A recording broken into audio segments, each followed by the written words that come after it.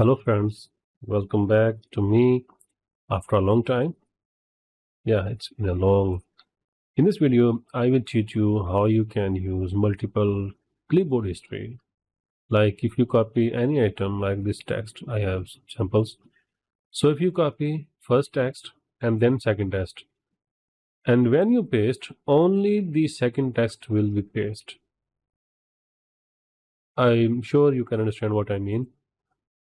I will show you an exciting way where you can use your clipboard history is to paste any item from your previous history. How to do it? Click on this icon, then go to all settings, then click on system, and here click on clipboard and then enable clipboard history.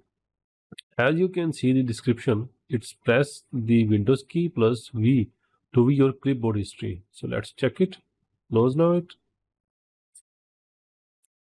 And I will copy this text, copy, then this text, copy, and this text copy. Okay, now I will try to paste one by one. The description was Windows plus V, and you can see all the text are here, third, second, first, and this is one I copied before. Just click on and the text and it will paste first, second, and you can paste all one by one. Sorry, I hope you like it. This was a very short video, but I believe that it can save a lot of your time. See you in the next video. Bye.